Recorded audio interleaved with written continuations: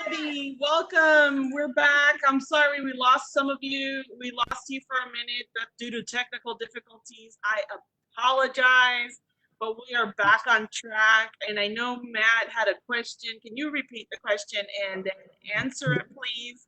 The question that the student asked was what kind of can they expect of courses at CTC with the pandemic? And then not every class is going to be held in a traditional, typical online format, and the math department is a perfect example of that, how they ended the spring semester. I'm going to let Matt explain the things that they use to engage students. Go ahead, Matt. Okay, fair enough. So in the math department, what we're doing is we are live streaming classes. We use within Blackboard, there's a tool called Collaborate, where you don't have to download anything. It's kind of like a WebEx or Zoom, if you're familiar with those. But you don't have to download any software at all. You just hit connect and you're in, and it's interactive like this. You can have your video on or not.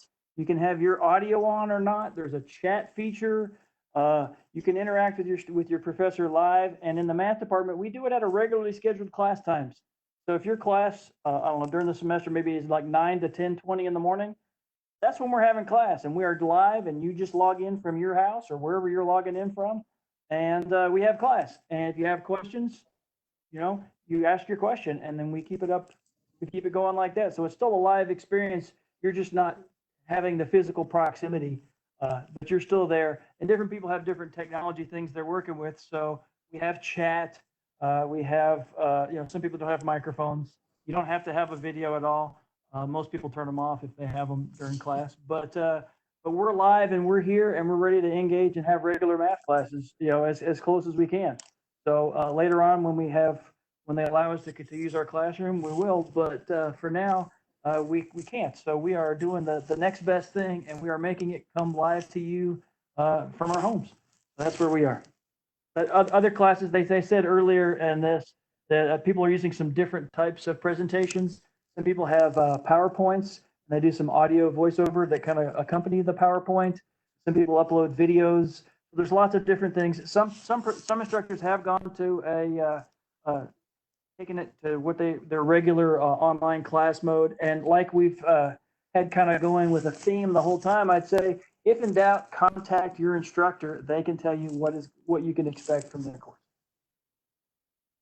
Yeah, Matt's right. A lot of instructors use PowerPoint presentations. They video live themselves live doing a lecture, and they post those to Blackboard. That way the student can open those when they need to, go back to it and refer to it continually and get the information as they need it. So those are just a couple of the options that some instructors are doing as well. Absolutely. That's what the business department has been doing as well. So as stated, but we can't say this enough, make sure to ask your instructor, check the syllabus, check your announcements in Blackboard. One thing that we've also started doing, and this isn't for every single class, but for a lot of them, we have moved the traditional online classes, meaning you have a start date, an end date, and due dates in between. We've moved a lot of those to a self-paced model to help you during this time as well, to fit everything that you have going on. What self-paced means is that you have a start date and you have an end date.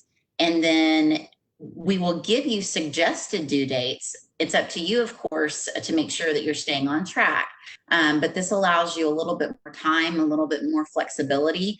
Not all classes can be set up that way, but for those that can be, we've moved to that format for the summer and also for the fall. And in the science department, we have so many different topics, so many different instructors. A lot of it is going to be hit or miss. It'll depend on which particular class you're looking at. Most of our classes are not already online, so we kind of took a break, for most of us at least, this summer to try and get ready for the fall, because most of these classes are not already ready to go if we have to be online. And some of us have 2, 3, 4 classes that we have to build from scratch for the online offerings before the fall. So it's going to be hit or miss depending on the faculty member, what materials they have access to. We have some professors that have very poor internet at home, so the videos don't really work well for them because they don't have the the technology to make that work on a regular basis. Others have a great internet and they're doing, sometimes they're doing a live lecture like the math department was talking about. In other cases, we're giving PowerPoints and materials for you to read through. And then faculty are doing like once or twice a week, doing kind of a almost like office hours where they have a set time that they're going to be online via Collaborate, WebEx, wherever. And they will be there to answer questions about the material.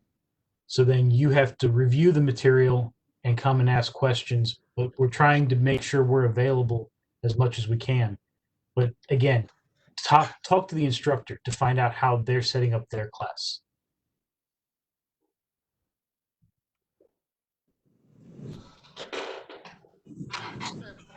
So I did have some questions before about how to contact the different advisors. And I know that it kind of depends on where you're located. I'm probably going to ask Professor Waddle to first talk about the Kate Center advisors, get a hold of them. And then maybe we'll talk about some of the other ways and maybe get some more clarification on some of them. Yes, so for the Kate Center advising team, you can contact them through email. I believe it's kate.center@ctcd.edu. If you're a new student and you need a degree plan and you need to get registered, your initial registration, you can contact our Kate Center advisors and send them an email, send them your student ID number and your name, and then just let them know what program you're interested in and they can get you on a degree plan. Yeah, and that's Kate as in C, as in career, C-A-T-E. And then we have if you're in Texas in the local area, then you can talk to our academic advisors, especially here in the central campus. And for that one, it's academic. I want to make sure I get this right. I think it's academic advising. Get it.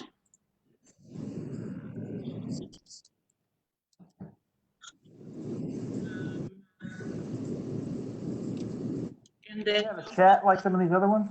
Yes, they do. Eagles on Call do. But if you're in Texas, you can also get a hold of somebody from the central campus, and it is the advising team. But if not, if you always talk to the Eagles on Call, they will take care of all your academic side questions. Where if you are specifically in the Kate Center taking industrial technology or office technology classes, then that's where you have to talk to the Kate Center advisor. So that's kind of a differentiation there for most of the stuff that we do. That's how that would work. And I want to add too that if you have questions about your degree plan, because we have numerous degrees available to you that really will fit your unique situation and what you want to do with your future. So please contact us as well for the business department. You can reach out to our office staff or you can contact the faculty from that instructional page for business administration. And we will gladly talk to you about what your ideas, what your hopes and your dreams are, and we'll help get a degree plan that will help you reach those goals. The other thing, can you guys talk a little bit about if you're a new student, having a faculty advisor and how that works?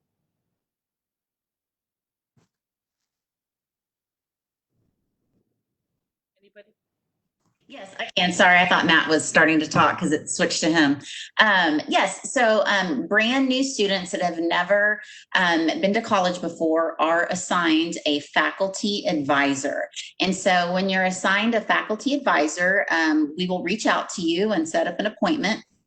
Most of the times we're going to attempt to get you in at least 3 times, hopefully more. But the purpose of that is to sit down and explore further what your goals are, make sure you're on the right degree plan, make sure that if you have any obstacles, you have somebody to talk to. Sometimes when you get into college, you're not really sure who to go to, who to ask questions.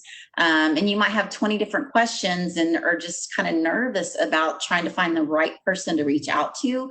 So not only does that faculty advisor serve as your point of contact to learning more about your profession and about the correct degree path, we're also there just as someone to reach out to. So I've had advisees in the past that would come to me for questions that had nothing to do with their business degree. And I was happy to see them because I knew that they wanted answers to those questions. And we sat down and we called financial aid, or we called the VA or the bookstore. I was there and our department was there to make sure they had everything that they needed. So it's a wonderful connection to have and to help you build a sense of community at the college. How long, okay, I have somebody saying they've been in the college for 2 or 3 years and they've never actually known who their advisor is. How do you know who your advisor is and how can you contact them? Student success and persistence is the department that oversees the faculty advisors. I know from my end, I can log into WebAdvisor and see who my advisees are. I'm not certain if the same is true for students. I can try to look that up real quickly though. While she's looking that up, let me just kind of overall, for academic advising in general, there's an email, academic.advising@ctcd.edu, and they also have a chat link on their page. So if you go to students, current students, that information for academic advising is there. So again, academic.advising@ctcd.edu, and they also have a chat link that you can click and probably get a little quicker response.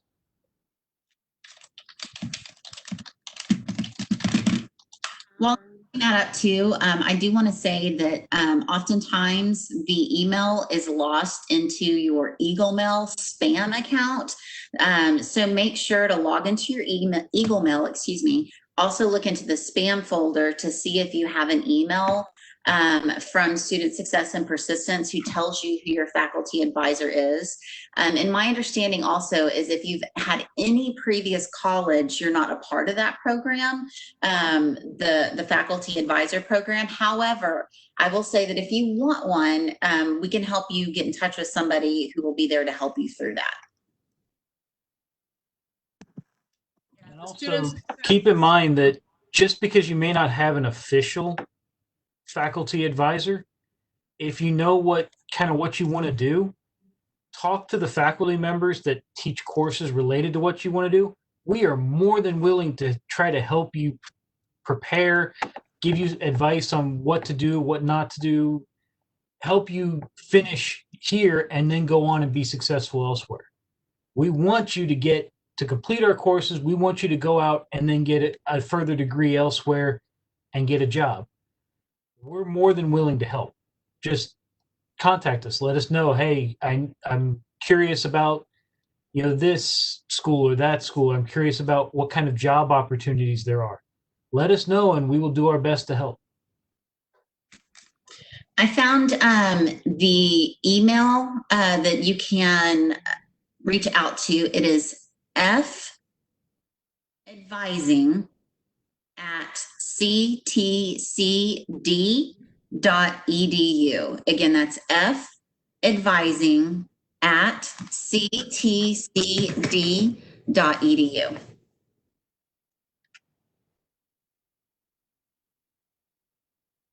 And I believe you can also go to the student success page and the student success, it's student.success@ctcd.edu, and they will also help you.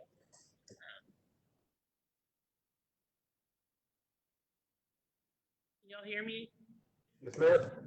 All right. Well, thank you everybody for participating. Thank you. I'm going to stop right there. Thank you for all your assistance to the faculty and everybody that's tuned in, even through all of this. I have seen people come over even from the other CTC lives, so thank you for doing that. And we really, really appreciate everything that you're doing. So hopefully we will get more in touch with you as time goes by. Keep in touch with us. We have talked a lot about how to keep in touch with each other, so please keep that up. And I want to say thank you to everybody who has participated and helped, especially the faculty for all your fabulous answers. And we'll be discussing some things, more things in the future. So thank you for everything. We miss our students. We miss you guys. We can't wait to see y'all. All right, thank you, everybody.